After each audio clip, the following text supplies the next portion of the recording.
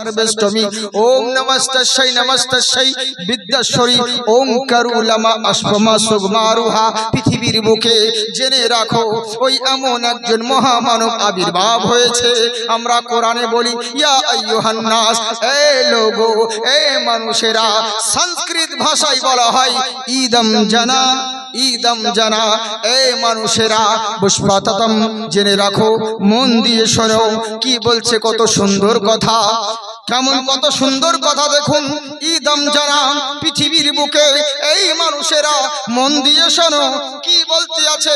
ওই প্যারা ভূ মুস্তাফা দুনিয়ার বুকে আবির্ভাব হবে, জিনার চরিত্র সবার চাইতে আলাদা হবে, জিনার আখলাক সবার চাইতে নিরালা হবে।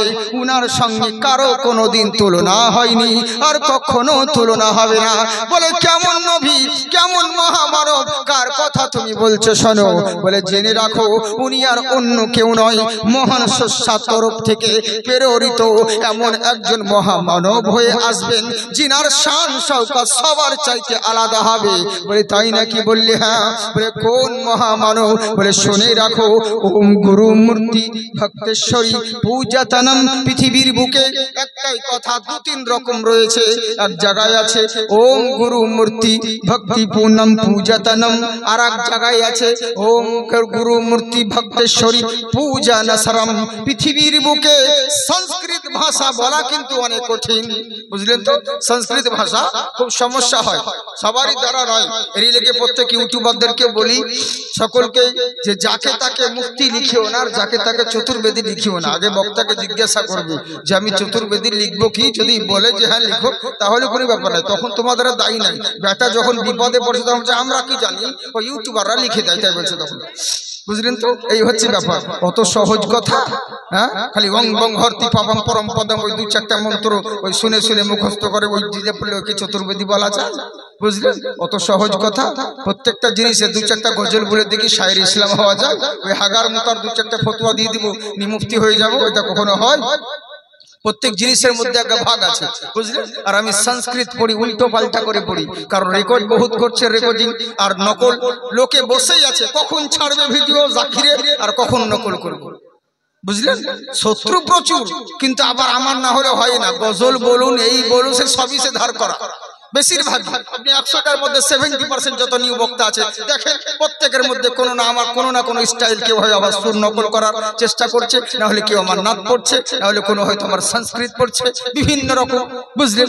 এই হচ্ছে ব্যাপার। কিন্তু আমি বলি না, বাধ্য হয়ে বলতে হয়, এগুলো করা উচিত নয়। যেমন ধরুন আমি বললাম প্রথমে শুরুতে কি, যে হ্যাঁ ओंकार करुलमा पधारित पुष्पंजलि हेमांशु पठोदया हरिचर्च सर्वदन मोहम्मदा। খুতবার পরে পরে বলেছি, তাই দেখি অনেক জন ওই স্টাইল মানে ভাবছে শুনে শুনে, আবার অন্য জন বলছে ঈশ্বর সর্বস্ব ভবস্ব। ওবে আর মানে কি, কোন জিনিসে কোন জিনিস লাগাচ্ছি, বুঝলেন? কোথা থেকে কোথা আমি খুতবা বললাম, এরই জন্য এই খুতবাটা হচ্ছে সংস্কৃত খুতবা। এর লেগে আমি আরবিটাকে সংস্কৃত এখানে বললাম, তো ও সংস্কৃত মন্ত্র সেটাকে বলছে। এই হচ্ছে ব্যাপার, এগুলো নয়।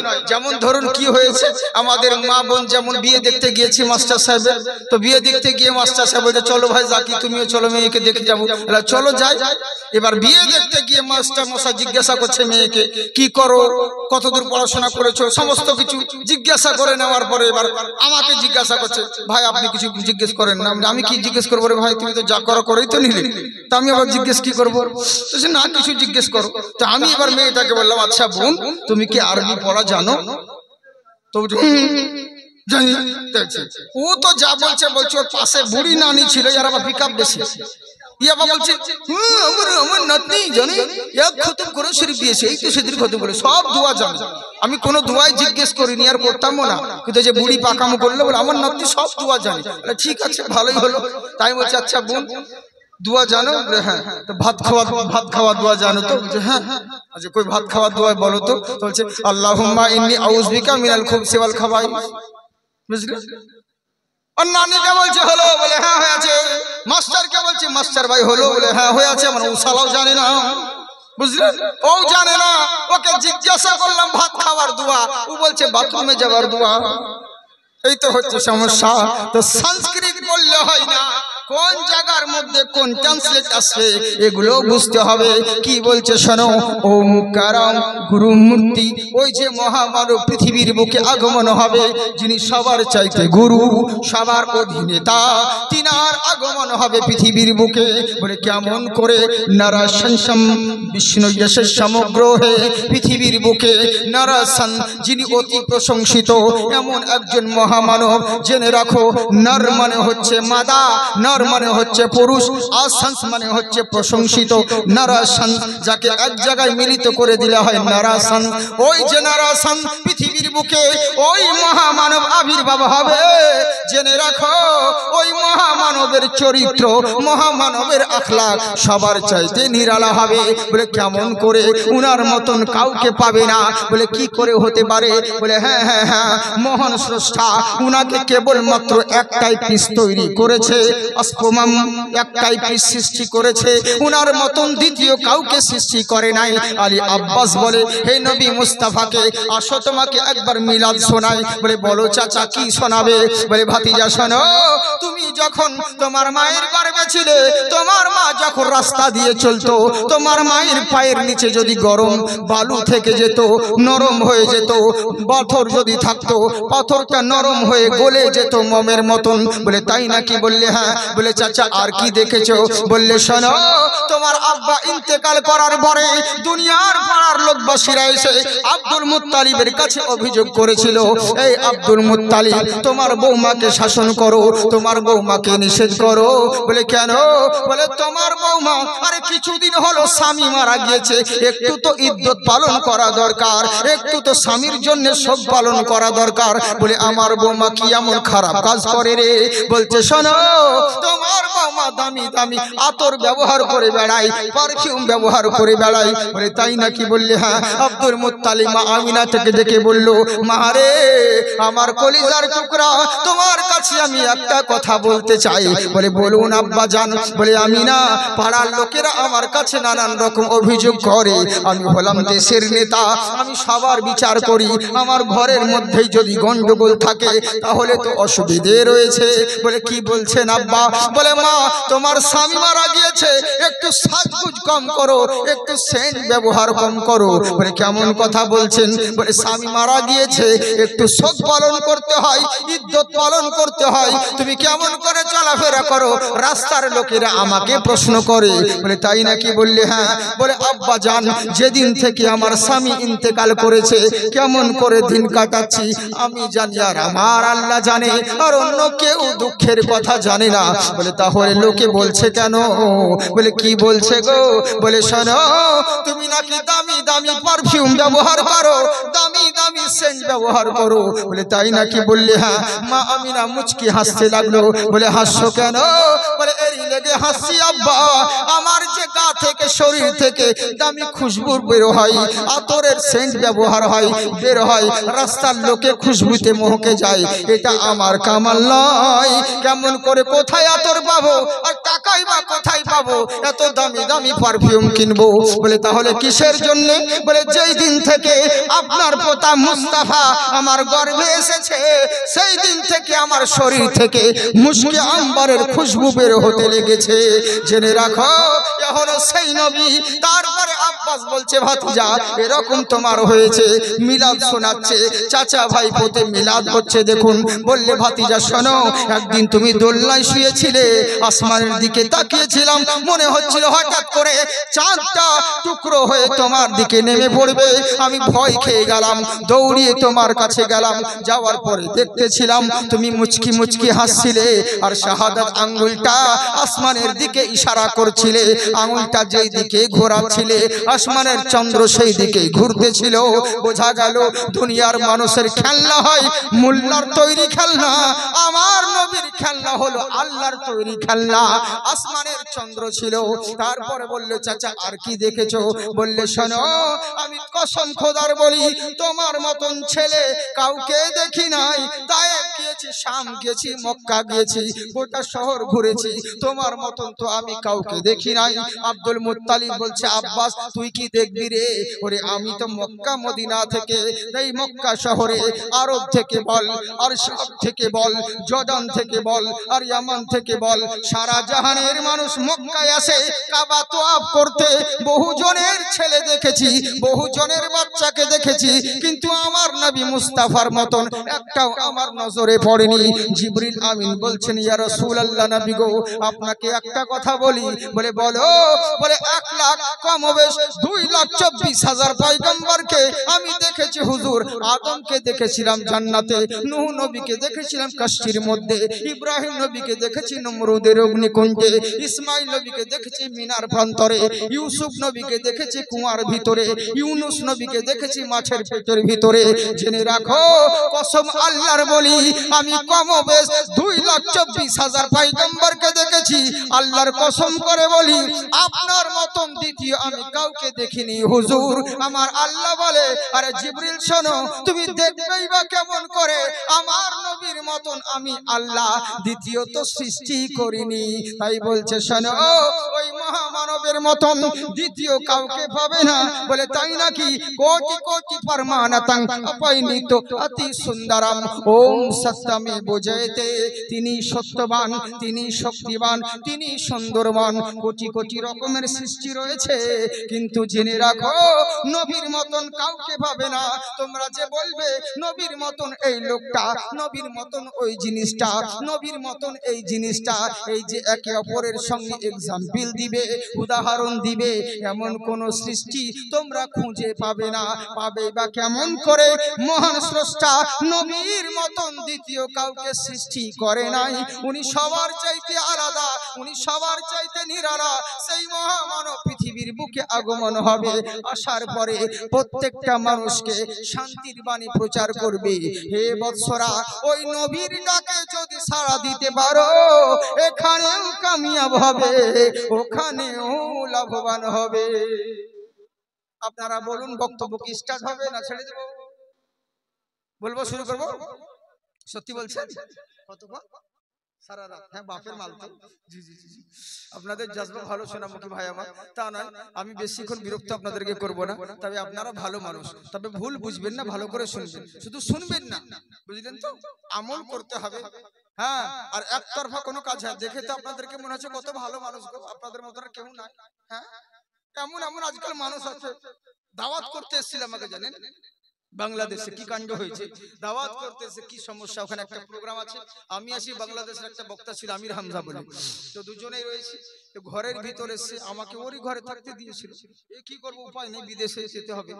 তো একই যেহেতু এসেছি যে প্রোগ্রাম, তো এবার করলো কি, তো ওখানে প্রোগ্রাম ছিল কুষ্টিয়ায়।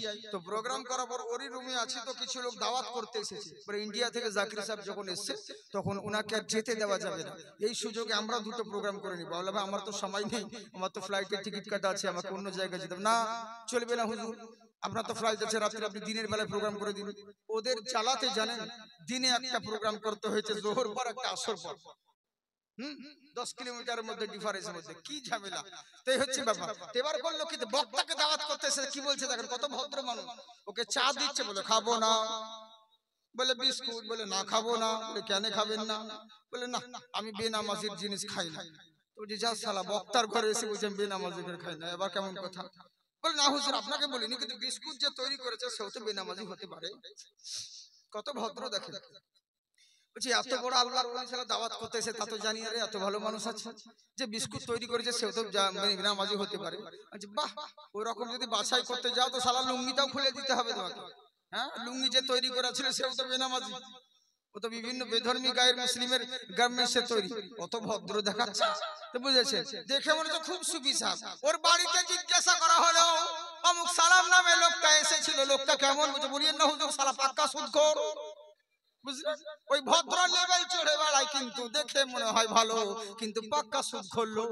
অমনি মসজিদে দেখছি তাসবিহ তাহলিল করছে, সুবহানাল্লাহ আলহামদুলিল্লাহ, এক কোনায় বসে বসে। বলে চাচা, বলে কি দিন রাত তো মসজিদে শুধু সুবহানাল্লাহ আলহামদুলিল্লাহ করছো, সংসার কেমন করে চলে? বলে আল্লাহ চালাই। বলে সে তো ভালো কথা। কিন্তু সংসার কি করে চলে? দিন রাত তো তুমি মসজিদেই পড়ে থাকো। আর বলিও না বাবা, বাপ দাদা জমি জায়গা ছিল, ওই জমি জায়গা বিক্রি করে ব্যাংকে টাকা রেখেছি, ওই ব্যাংকের টাকা থেকে এখন সংসার চলে, কামকাজ করি না। বলে চাচা ও তো সুদের টাকা, ব্যাংকের যে ইন্টারেস্ট খাও তা তো সুদ হয়ে গেল। বলে হ্যাঁ আমি জানি হুজুর সুদের টাকা, এরই লোকে তো আমার নামে করিনি, বইয়ের নামে অ্যাকাউন্ট করেছি। টাকা বইয়ের নামে আসে, আমি টাকা তুলি, খাই, আর ফ্রিতে নামাজ পড়ি, জান্নাতে চলে যাবো এমনিতে ভাই। বুঝলেন তো? এই হচ্ছে ব্যাপার। মানে ওই আমরা সব জানি, কিন্তু ওই যে বিভিন্ন রকম দেখে মনে হয় খুব ভালো মানুষ, কিন্তু ভেতরে যে কত আকাম কুকাম করে বসে থাকি এগুলো তো আর কেউ জানে না। বুঝলেন? তেরি লেগে বলছি বাবজি, শুধু শুনলে হবে না, আমলটাও করতে হবে। বুঝলেন? তবে হ্যাঁ, এটা শুধু আমরা ভেবে নিয়েছি বক্তারা, যে বক্তাদেরকে শুধু ভালো মন্দ জ্ঞানের অধিকার দেওয়া আছে, বক্তারা খালি বলবে, কিন্তু না, এটা বক্তাদের জন্যও নিয়ম, বক্তাদেরকেও ভালো হতে হবে সবাইকে।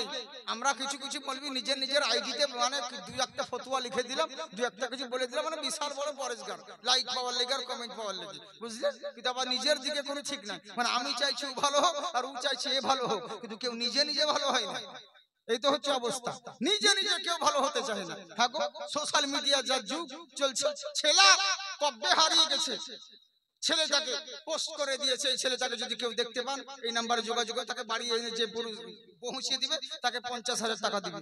ছেলে তো 3 দিনের মধ্যে বাড়ি চলে এসেছে, কিন্তু পোস্ট এখন ভাইরাল, সালা রাস্তায় বেরোনো যায় না, যেই দেখছে তাকে ওকে ধরে বাড়ি চলে আসছে। বুঝলেন কি সমস্যা হয়ে গেল? হাইরে হাইরে হাইরে, এই তো হচ্ছে অবস্থা সোশ্যাল মিডিয়ায়। মানে যে যা পাচ্ছে, মানে জানছে যেটা ভুল, অথচ মানে সেটাকে চালিয়ে দিচ্ছে, এই তো হচ্ছে সমস্যা। বুঝলেন? আল্লাহ আমাদের সকলকে হেদায়েত করুক, বলুন আল্লাহুম্মা আমিন। তাই এবার করলো কি, আমি খুব সুন্দর কথা আপনাদের সম্মুখে বলবো, তবে আমার কথা তারা বুঝতে পারছেন আপনারা নাকি? কথা তোতলা ভাব আসছে কি, মানে অপারেশন হয়েছে তো বেশি দিন হয়নি, টাটকা, ওর জন্য একটু প্রবলেম হতে পারে। হ্যাঁ, প্রোগ্রাম তো কেবল স্টার্টিং এর দিক দিয়ে, বেশি প্রোগ্রাম করা হয় না, তো আস্তে আস্তে তখন ঠিক হয়ে যাবে ইনশাআল্লাহ। দোয়া করেন আল্লাহ যেন সুস্থ করে দেয়। হ্যাঁ বুঝলেন তো, চিন্তার কোনো কারণ নেই, অসুবিধে নেই। একটু ধীরে ধীরে বলছি আপনাদেরকে যেন বুঝতে আপনাদের সুবিধা হয়। তবে একবার হাত উঠিয়ে বলেন আল্লাহু আকবার। সবাই উঠাচ্ছেন না? দুই হাত তুলে বলেন ইয়া রাসূলুল্লাহ।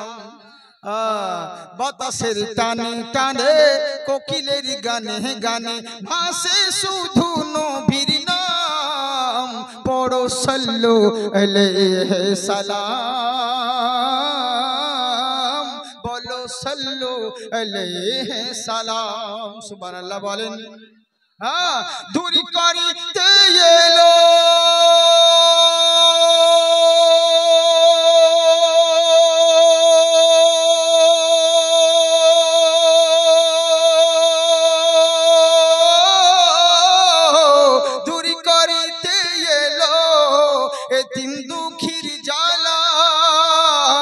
এলো মক্কায় মোদের নবী কামলিওয়ালা। আর মহব্বতে সবাই বলেন সুবহানাল্লাহ।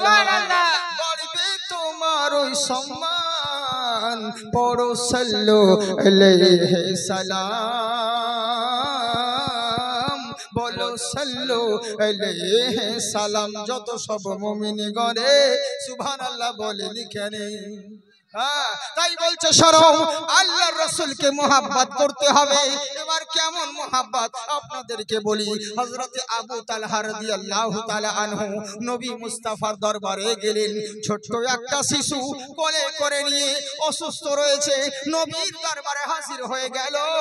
আল্লাহ রাসূলের দরবারে গিয়ে বলছে ইয়া রাসূলুল্লাহ, নবী গো, ফিদাকা আবি ওয়া উম্মি, আপনার পদতলে আমার পিতামাতা কুরবান হয়ে যাক। হুজুর গো, আমার ছেলে দীর্ঘদিন ধরে অসুস্থ রয়েছে, অনেক জায়গা দেখালাম, অনেক কবিরাজ দেখালাম, কোন জায়গায় ভালো হলো না। আপনি কোন রকম ভাবে একটু ব্যবস্থা করেন যাতে ছেলেটা আমার সুস্থ হয়ে যায়। আমার নবী বললেন শোনো, আসা আন তাকরাহু খায়রান ওয়া হুয়া খায়রুল লাকুম ওয়া আসা আন তুহিব্বু শাইয়ান ওয়া হুয়া শাররুল লাকুম। জেনে রাখো, তোমার ছেলে যদি মরে যায় এটাও জানতে হবে আল্লাহ তোমার জন্য ভালাই লিখে রেখেছে। যদি তোমার ছেলে বেঁচে যায় তাও জানবে আল্লাহ ভালাই লিখেছে। আল্লাহু ইয়ালামু, জেনে রাখো এমন জিনিস আছে তুমি মনে করবে হয়তো এই জিনিসটা আমার খারাপ হয়ে গেল, কিন্তু না না না, আল্লাহ ওর মধ্যে তোমার ভালাই লিখে রেখেছে।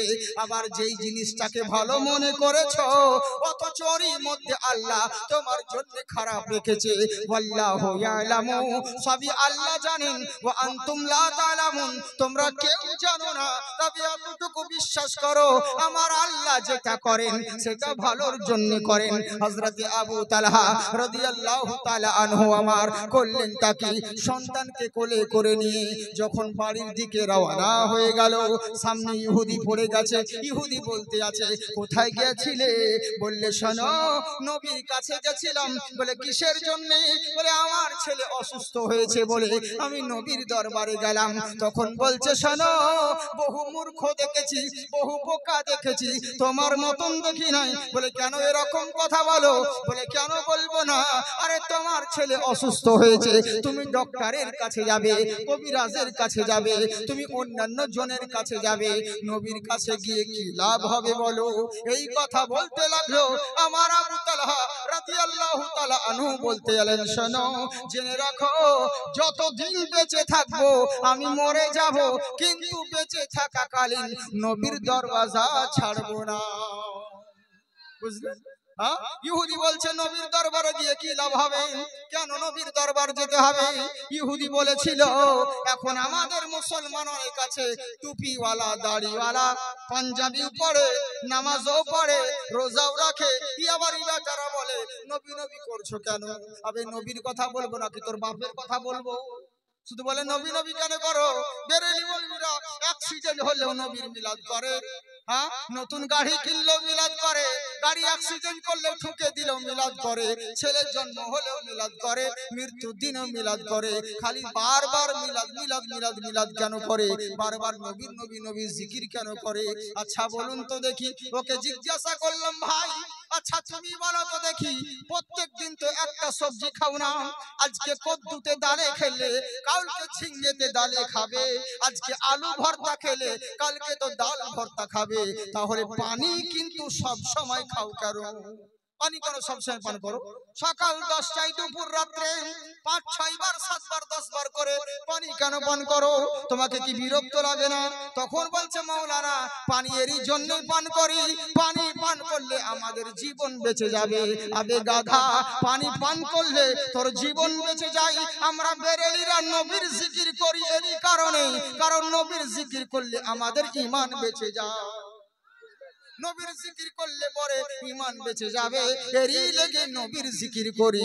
কিন্তু আফসোস হলো একটাই, কবির কথা বললে মনে দুঃখ করবে না, নবীর কথা চলে এলে হাজার রকম প্রশ্ন করে বসে। হ্যাঁ, কেউ বলছে, মৌলভী গো, এই যে পাবলিক লোককে বুঝাচ্ছে কেমন দেখুন, এই যে আমরা নবীর নাম শুনে চুম্বন দিচ্ছি সাল্লাল্লাহু আলাইহি সাল্লাম, পাবলিকদেরকে, আনাড়ি পাবলিক, আমাদের সুন্নিরা কিছু বোঝে না তো, বোকা বেশি, কি বুঝবে এরা? বুঝলেন, এরা তো ঘটনা জীবনী শুনে আর কি বুঝবে? এদের তো ওরকম আকীদা নাই। এদেরকে বোঝাচ্ছে, শোনো, তোমাদের বেরেলি মৌলবীরা নবীর নাম শুনে যে চুম্বন দিছে, তা কই আল্লাহর নাম শুনে দেয় না? আচ্ছা তোমরা বলো তো, আল্লাহ বড় না নবী বড়? বলে, নিশ্চয় আল্লাহ বড়। বলে, তাহলে নবীর নাম শুনে চুম্বন দিছে, তো কই আল্লাহর নাম শুনে দেয় না, তাহলে আল্লাহকে ছোট করা হয় না? সাধারণ পাবলিক বলছে, সত্যি তোরে মৌলবী তো ঠিকই বলেছে, তো দারুণ কথা বলছে, কই নবীর নাম শুনে এত আদব, তো কই আল্লাহর নাম শুনে কেন দেয় না? বাস বুঝে দিল, কি আর হুঁশ হয় না। আচ্ছা বলুন তো দেখি, ওই মৌলবীর বাড়ি যদি আমি যাই আর ওর যদি দুটো ছোট ছেলে থাকে, সেই ছেলেকে যদি আমি চুমা দিই, তো কি রাগ করবে? আর বাপ, দেখো আমার বাড়িতে বক্তা এলো জাকির সাহেব, আর আমার ছেলেকে চুম্বন দিল, কই আমাকে দিল না, ওকেও দিতে হবে নাকি? ও রাগ করবে কি? না, ও তো খুশি হবে, ওর মনে আনন্দ হবে। হ্যাঁ, তো চিন্তা করে দেখুন, আরে আমার মতন বান্দার পচা মুখে যদি তার ছেলেকে চুম্বন দেওয়াতে তার বাপের দিল বড় হয়ে যায়, আরে যেই নবী না এলে কুল কায়নাত সৃষ্টি হতো না, সেই নবীর নাম শুনে চুম্বন দিলে আল্লাহর আরশে মুআল্লা তাক বড় হয়ে যায়। বুঝলেন? কিন্তু এই গাধাদেরকে বলবে কে? সবই উল্টো, যা করবে সব উল্টো, যা আমরা যেদিকে যাব সেদিকে ওরা সবই উল্টো। যা এখন দেখবেন আর সোশ্যাল মিডিয়ার যুগ, সবকিছু উল্টো চলছে। হায় রে হায়, সারা জিন্দেগি এখানে নামাজ পড়ে এলাম, এখন এবার বলছেন না এখানে পড়তে হবে, এখানে হাত বাঁধতে হবে, এই নিয়ে ঝামেলা। বলে কি কাজদার কপালে বাঁধি, সেটা আরো উঁচু, আরো বেশি সব পাবি, যত উঁচু হবে তত সব বেশি পাবি তো। হায় রে হায় রে হায়, আবার নামাজের মধ্যে বাঁধরাম, এই যে 14 বার করে। হ্যাঁ গো, কি সমস্যা জানেন? এক রঘুনাথগঞ্জের মসজিদে কি হয়েছে, এশার নামাজ পায়নি বেচারি দুজন মানুষ, একটা লম্বা মানুষ একটা বেটে মানুষ, দুজনেই নামাজ পড়তে ঢুকেছে, মসজিদে লাইট চলে গেছে। কি করবে? আর এমনি করতে যে সারা বেঠে লোকটার আঙুল ঢুকে গেছে চোখে। অত কেন বাদরামু নামাজ পড়তে পড়তে কেন ভদ্রভাবে নামাজ পড়া হয়? আবার কি বলছে দেখুন, পাবলিককে বুঝাচ্ছে। এই কাজ্জাব বিন আকমাল বাংলাদেশের লোককে বলে বেড়াচ্ছে বেরেলি মৌলবীরা মানুষকে গুমরাহ করে রেখেছে। বলে কি? বলে কাউরির নামাজ হয় না বেরেলিদের। বলে কেন? বলে সূরা ফাতিহা নামাজ আদায় না করলে, সূরা ফাতিহা না পড়লে নামাজ হবে না। বুখারীর মধ্যে আছে, বরহক সত্য কথা হাদিসে আছে, সূরা ফাতিহা নামাজ আদায় না করলে কখনো নামাজ আদায় হবে না। প্রত্যেককে সূরা ফাতিহা পড়তে হবে। আমিও মেনে নিলাম, কিন্তু দেখো কাদের জন্য? ওরে জামাতের জন্য, কিন্তু সকলের জন্য জায়েজ নয়। বলে কেমন করে? আরে গাধা যে সাইকেল চালাবে তার জন্য শর্ত হলো হ্যান্ডেল ধরা আর পেডেল করা। পিছনে যে ক্যারিয়ারে বসে থাকবে ওর জন্য শর্ত নয় না, ওকে পেডেল করতে হবে, ওর লেগে তো শর্ত নয়। ড্রাইভারের জন্য শর্ত, তো সূরা ফাতিহা জামাতের সময় ইমামের জন্য শর্ত রয়েছে, মুক্তাদির জন্য নয়। পিছনে যে থাকবে এদের জন্য শর্ত নয়, ইমামের জন্য শর্ত রয়েছে। কিন্তু এরা বুঝবে কি বলেন ভাই? সবই উল্টো। হ্যাঁ, সবই উল্টো বলতে আছে। বলে কেমন করে? বলে জেনে রাখো। বলে কেমন? বলে আমরা তোমরা যে আমরা এখানে হাত বেঁধে নামাজ পড়ছি, এখানে হাত বাঁধা হাদিস এইটা নামাজ পড়া যাবে না। বলে কেমন করে? এখানে হাত বাঁধছো কেন? বলে হাদিসে যে আছে। বলে শোন, আমরা আবু হানিফার লোক, আমরা হানাফি মুসলমান, আমরা ওই হাদিসকেও মানি। বুকে হাত বাঁধা হাদিস আছে, আমরা এটাকেও মানি। নাভির নিচে হাত বাঁধতে হবে, আমরা এই হাদিসও মানি। আমরা দুটো হাদিসকেই মানি। কিন্তু জেনে রাখো, নাভির নিচে হাত বাঁধবে পুরুষেরা, বুকের উপরে হাত বাঁধবে মহিলারা। তোরা যে হাত বাঁধছি বুকে, তোরা কি মহিলা নাকি? হ্যাঁ, দুটো হাদিসই তো আমরা মানি, বুঝলেন? কিন্তু ওই যে গন্ডগোল, মানে একতরফা ধরে নিলে হচ্ছে ব্যাপার। যাক, আমি ওদের ব্যাপারে কিছু বলি না, বলা দরকার না, যা ইচ্ছে তাই করুক, ধরে বেড়াক। বুঝলেন? কি বলবো, দুঃখ লাগে। একটা বেধর্মী গায়ের মুসলিম বলছে শোনো, পৃথিবীর বুকে নবী মুস্তাফার আখলাকের মতন, নবীর মতন কেউ হয়নি আর কেউ হবে না। আর এই মুসলমান ঘরে জন্ম নিয়েছে, ইবাদা বলছে কেন হবে না? কোরআনেই তো বলেছেন, কুল ইন্নামা আনা বাশারুম মিসলুকুম। নবী বলেছেন আমি তোমাদের মতন মানুষ। কোরআনেই তো বলেছে। আরে গাধা, একটা কোরআনকে বুঝতে গেলে বহু রকমের বিদ্যার প্রয়োজন আছে।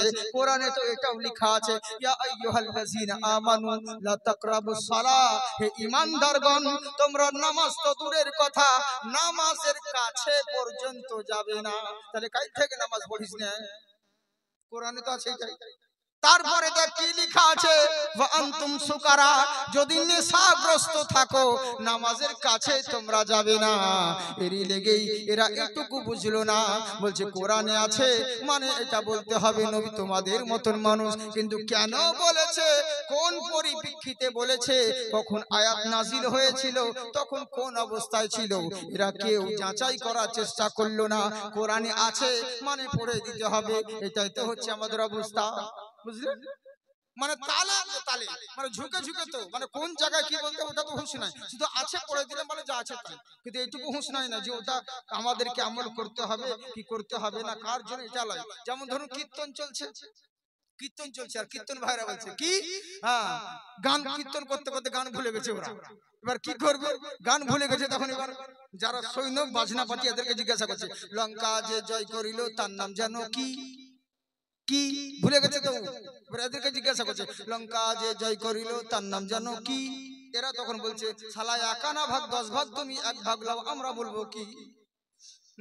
তুমি তো 10 ভাগের 1 ভাগ আমাদেরকে দাও, আমরা কেন বলবো? বলবো না, চলবে না, তুই এখন ধরে বেড়াও। এবার এই দেখছে মান সম্মান তো কিছু থাকবে না, কি করবো? তখন শেষ বেলা বলছে, আজ থেকে ভাগ হইবে সমানের সমান। তখন এরা বলছে, লঙ্কা যে জয় করিল বীর হনুমান। পাবলিক বলছে, বারে ভগবান। মানে এবারটা জানে না যে এটা গানটা, এটা ভুলে গেছে। ভেবেছে গান তো সবই গান, কিন্তু হুঁশ নাই যেটা গান লাগু ভুলে গেছিল, তো জিজ্ঞাসা করছিল। এই হচ্ছে ব্যাপার। তা আমরাও তেমনি, কোরআন শরীফে আছে না আছে, কিন্তু কেন আছে কি আছে না, খালি বললেই হলো, বলে দিলেই হলো। এই হচ্ছে ব্যাপার, বুঝলে? এরকম করলে হবে না সোনামুখী। তাই বলছে শোনে রাখো, ওই নবী নবীর কাছে গিয়ে আজকে মুসলমানরা কিছু বলছে, কিন্তু নবীর বিরোধিতা ইহুদিরা করেছিল। ইহুদি বলছে তালহা শোনো, নবীর কাছে গিয়ে কি লাভ হবে? আরে তোমার মতন বোকা কাউকে দেখি নাই, নবীর কাছে গিয়ে কি লাভ হবে বলো? আবু তালহা বলছে শোনো গো, বেঁচে থাকাকালীন নবী মুস্তাফার দরবার কোনোদিন ছাড়বো না। কেননা আমি নবীকে ভালোবাসি, আমার ছেলে যদি মরে যায় এতে কোনো দুঃখ নাই। কেননা খাইরিহি ওয়া শাররিহি মিনাল্লাহ তাআলা, ভালো মন্দ যা কিছু হয় সবই আমার তাকদীরের উপরে। আমার নসিবে ছেলে যদি মরেও যায় জানতে হবে এতে ভালাই রয়েছে, আমার ছেলে যদি বেঁচে যায় তাও জানতে হবে এর মধ্যেও ভালাই আছে। এরই লেগেই কোন কবি বলে সুখ দুঃখ সবারই আল্লাহর হাতে, নসিবের ফের বলো কে পারে খন্ডাতে। সুবহানাল্লাহ বলেন কে শোনো ও গো মুমিন শোনো,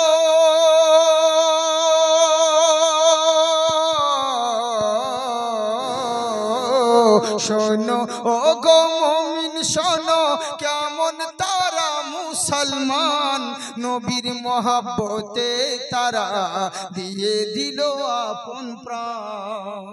কেন জানেন? বলে যা হয় হোক না এই দুনিয়াতে, ওরে এরই প্রতিফল পাবো রোজ হাসরেতে। সেই তো পারে সওদাগরে মিসকিন বানাতে, সুখ দুঃখ সবারই আল্লাহর হাতে, নসিবের ফের বলো কে পারে খন্ডাতে। তাই বলছে শোনো গো, আমার নসিবে যদি মরণ লেখা থাকে আমার ছেলেকে কেউ বাঁচাতে পারবে না। আর আমার ছেলে যদি মরে যায় পৃথিবীর কোনো ডাক্তার ভালো করতে পারবে না। এই বলে করল কি, আবু তালহা ইহুদিকে পাশ করে চলে গেলেন। যেমন যাওয়ার পরে বাড়ির ভিতর রওনা হলো, বাড়িতে গিয়ে দরওয়াজার সামনে কড়া নেড়ে বলছে আসসালামু আলাইকুম। যেমন সালাম দিলেন, ঘরের ভিতর বিবি ছিলেন, বিবি ওয়ালাইকুম আসসালাম উত্তর দিয়ে দরওয়াজা খুলে দিলেন। বলে প্রাণের স্বামী এত দেরি করলেন কেন? বলে আর বলো না, নবীর দরবার গিয়েছিলাম। বলে কি বললো? বলে চিন্তা করো না, মুমিন যারা হবে তারা কখনো টেনশন করবে না। আমার ছেলে যদি মরে যায় জানতে হবে আল্লাহ ভালো লিখেছে, আর যদি বেঁচে যায় এটাতেও জানতে হবে আল্লাহ ভালো লিখেছে। কারণ ভবিষ্যতের কথা আমরা কেউ জানি না, মহান আল্লাহ জানি। জেনে রাখো আল্লাহ যেটা করেন ভালোর জন্য করে। বান্দা বান্দার অত্যাচার এরা সহ্য করতে পারে না, কিন্তু আল্লাহ যদি মনে করে কোনো বান্দাকে কষ্ট দিব এরা কেউ সহ্য করতে পারবে না। তবে জেনে রাখো, এইটুকু মনে বিশ্বাস করো, আমার আল্লাহ যা করে সেটা ভালোর জন্য করে। আল্লাহ কখনো কারো খারাপ করে না। এই বলে বিবির সঙ্গে কথা বলতে আছে, স্বামী স্ত্রীতে কথা বেকথন বলতে আছে। এখনো সময় করলো কি, হযরতে আবু তালহা বললে বিবি রে, এই নাও তোমার কোলে ছেলেকে সঁপে দিলাম, চিন্তা করো না, আমি এখন চললাম বাণিজ্যের দিকে।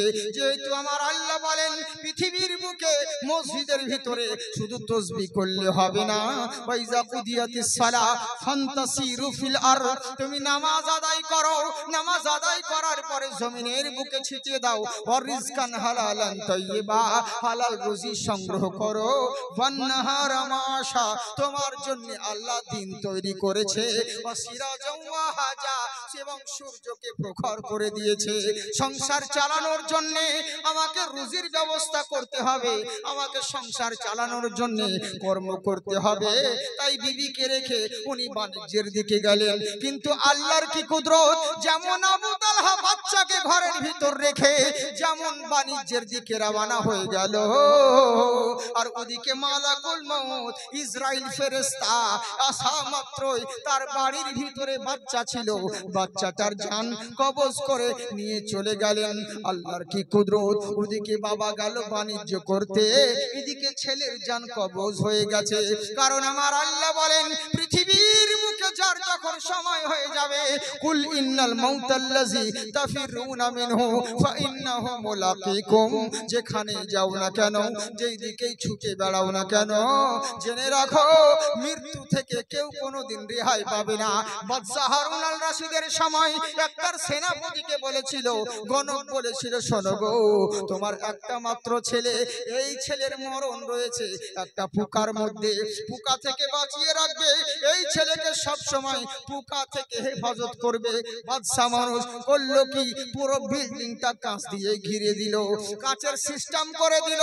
কোন জিনিস প্রয়োজন হলে বাইরে থেকে কর্মচারী দিয়ে আনায়, ছেলেকে বাড়ির বাইরে বের হতে দেয় না। যেহেতু গণক বলেছিল তোমার ছেলের মরণ হবে পোকার দ্বারাতে, পোকার অশিলাতে মৃত্যুবরণ করবে, ছেলেকে পোকা থেকে দূরে রাখবে, এই জন্যই কাঁচের ভিতর ঘরের ভিতর রাখে রাজবালাখানায়, কিন্তু ছেলেকে বাইরে বের হতে দেয় না। হঠাৎ একদিন ছেলে বলল, আব্বা আমার আঞ্জির ফল খাওয়ার ইচ্ছে হয়েছে। বাবা বলল, বাড়ির বাইরে যেতে পারবে না, আমি বাইরে থেকে আনাচ্ছি। কর্মচারীর দ্বারাই আঞ্জির ফলটা এনে যেমন করলো কি, ওই ছেলের হাতে দিল।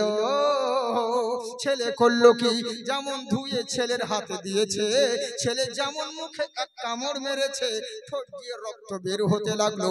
বলে কি ব্যাপার রে, একটু ঠোঁট কামড়ে দিল না জিভ কামড়িয়ে দিল, রক্ত বের হচ্ছে কেন?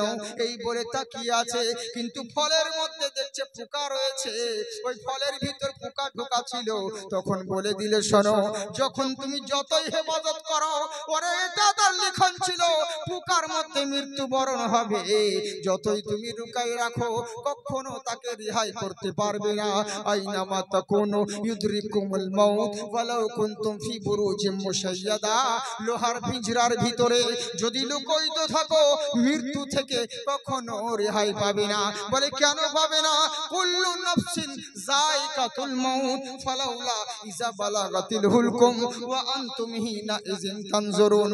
আজকে তুমি ক্ষমতার জোর দেখাচ্ছ, এমন একটা দিন আসবে যেদিন তোমার কোনো শরীর কাজ করবে না, তোমার নিঃশ্বাসটা যেদিন তোমার হলকুমে এনে ঠেকাবে, ওয়া আনতুম হিনা ইযিন তানজুরুন, তুমি সেদিন অসহায় হয়ে যাবে, নিরুপায় হয়ে যাবে, কথা বলার চেষ্টা করবে কিন্তু বলতে পারবে না। কেননা কুল্লু নাফসিন যায়কাতুল মাউত, পৃথিবীর বুকে বহুত মজা চেখেছো, বহু জিনিসের স্বাদ গ্রহণ করেছো, একদিন তোমাকে মরণের স্বাদ গ্রহণ করতে হবে। এই বলে মৃত্যু থেকে কেউ রেহাই পায়নি আর পাবে না।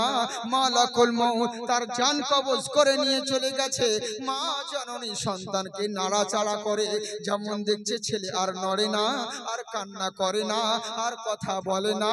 মা জননীর আর বুঝতে বাকি রইল না, মা বুঝে গেল নিশ্চয় আমার ছেলে দুনিয়া থেকে বিদায় নিয়েছে।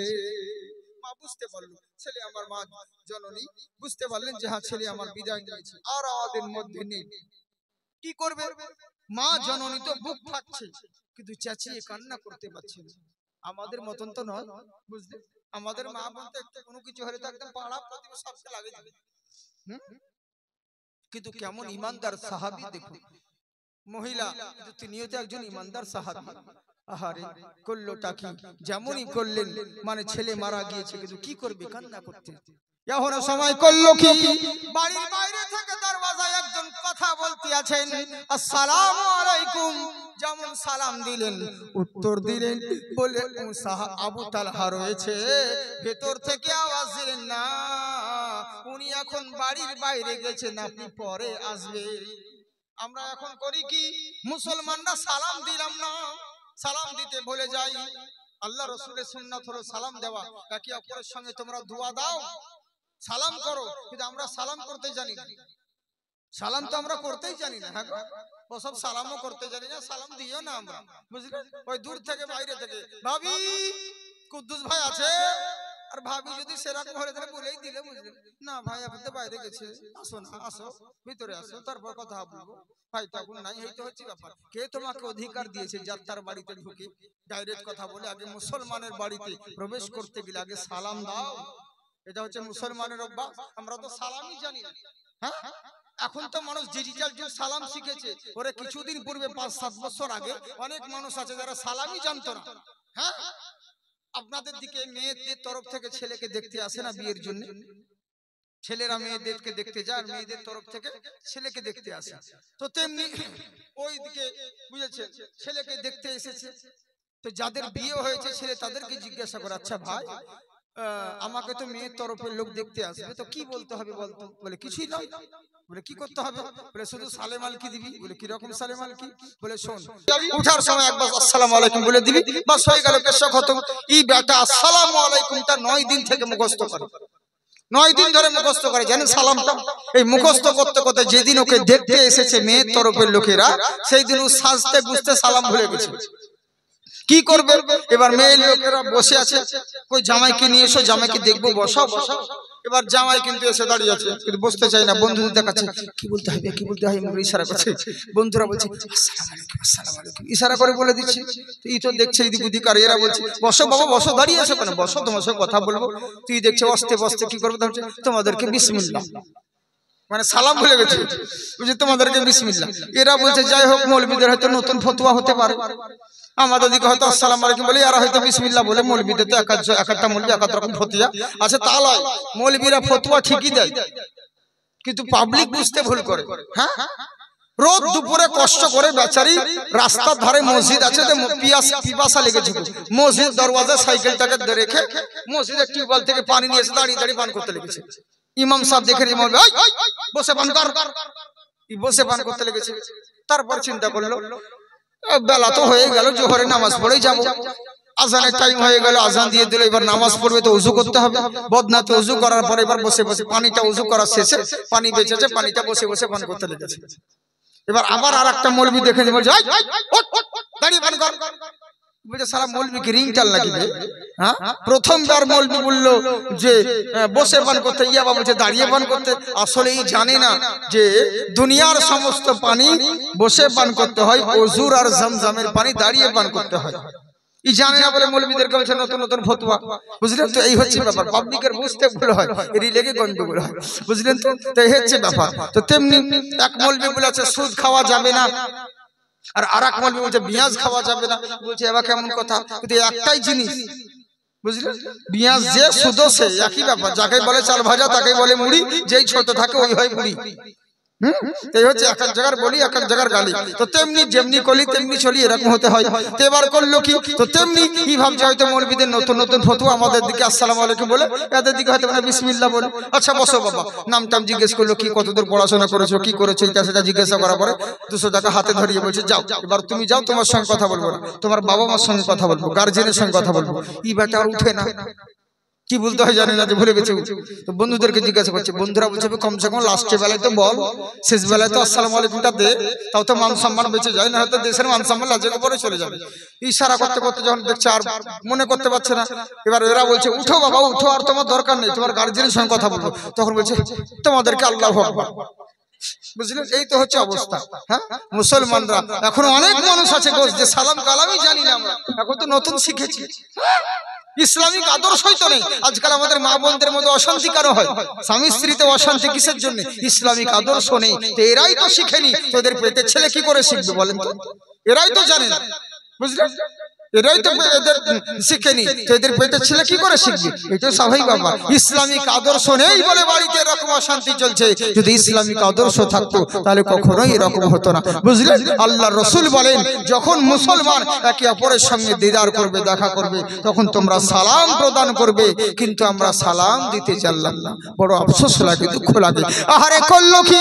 সালাম দেওয়ার পরে বলছে শোনো উনি এখন বাড়িতে নেই। বলে তাই নাকি? বললে হ্যাঁ উনি এখন বাইরে গিয়েছে। আল্লাহ আল্লাহ, অনেকক্ষণ হয়ে গেল, মা জননী আমার, মা জননী সন্তানকে কোলে করে নিয়ে কান্না করতে আছে। আল্লাহ তুমি বলেছো লা তুলহিকুম ওয়ালা আওলাদুকুম আন যিকরিল্লাহ। আমি পরীক্ষা করে দেখব কাউকে সন্তান দিয়ে, কাউকে মাল দিয়ে, কাউকে ধন দিয়ে তুমি পরীক্ষা করেছো আল্লাহ, কোনো দুঃখ নেই। তুমি যেটা করো সেটা ভালোর জন্য করো, তোমার উপর আমরা বিশ্বাস করেছি, তবে দুঃখ নেই। এই বলে কান্না করতে আছে। সন্ধে হয়ে গেল। আবু তালহা রাদিয়াল্লাহু তাআলা আনহু বাড়ির মধ্যে প্রবেশ করলেন। বিবিরে সালাম দেওয়ার পরে বিবি উত্তর দিলেন। দরওয়াজা খুলে গেল। বললে বিবি সন্তান কেমন আছে? বলে আলহামদুলিল্লাহ এখন ভালো আছে। এখন আপনি কত দূর থেকে ক্লান্ত হয়ে এসেছেন, মুখ হাত ধুয়ে নেন, ফ্রেশ হয়ে যান। খাবার বেড়ে দিলেন। সামনে যখন খাবার বেড়ে দিল, খাবার খাওয়ানোর পরে স্বামী আর স্ত্রী দুজন মিলে রাতে ঘুমিয়েছে। আল্লাহ কোরআনে বলে যুজ্জিনা লিন্নাসি হুব্বুশ শাহাওয়াতি মিনান নিসা। মার বুকে বাবা আর বাবার বুকে মা, স্বামীর কোলে স্ত্রী, স্ত্রীর কোলে স্বামী, স্বামী আর স্ত্রী, এগুলো মহান আল্লাহর সৃষ্টি। দুজনেই স্বামী স্ত্রীতে রাত্রে বেলায় মিলন সংস্পর্শ ঘটিল। এবার করলো কি? সকাল হয়ে গেল। সকাল হওয়ার পরে স্বামী আর স্ত্রী দুজন মিলে গোসল করে নিলেন। গোসল করার পরে বিবি স্বামীকে বলল, স্বামী গো একটা কথা জিজ্ঞাসা করব, একটা প্রশ্ন করব। বলে বলো কি বলতে আছো? বলে আচ্ছা বলেন তো স্বামী, আপনার বাড়িতে যদি হঠাৎ করে কোনো একটা বান্দা 10টা দিরহাম ধার দিয়ে যায়, 10টা দিরহাম আমানত রেখে যায়, কিছুদিন পরে ওই আমানত যদি দিরহাম গুলো সে যদি নিয়ে চলে যায়, আপনি কি দুঃখ করবেন? কেমন করে বোঝাচ্ছে দেখুন, কেমন বিবি চিন্তা করুন।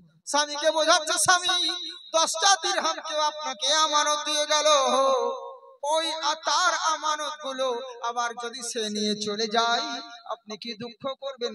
বলে না, কেন দুঃখ করবো, তো আমার আরো ভালো হবে, আমার বোঝ হালকা হয়ে যাবে।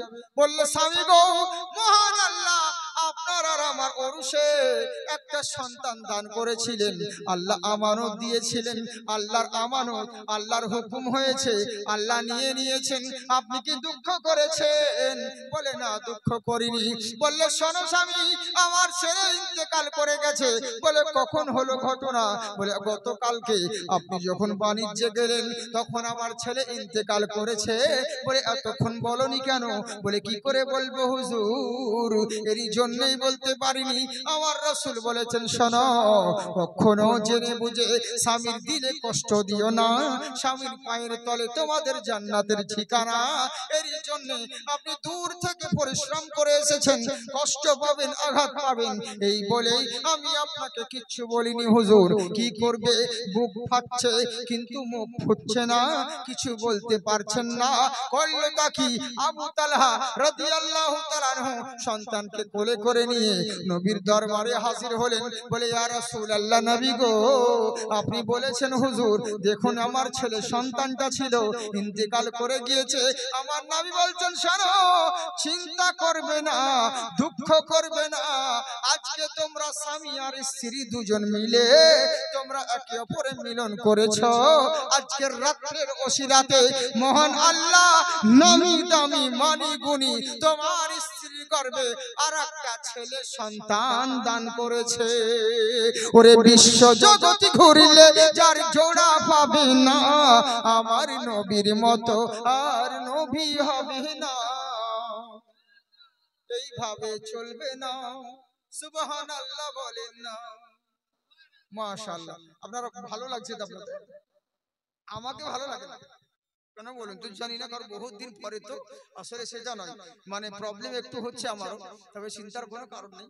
আল্লাহ পাক যেন